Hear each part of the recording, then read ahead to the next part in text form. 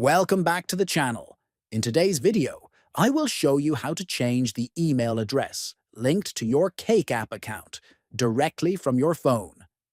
If you no longer use your old email or simply want to update it for security reasons, first, open the Cake app on your phone. Next, locate and click on the profile icon at the top right.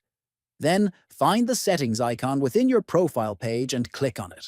Inside the settings menu, find the section labeled Cake ID.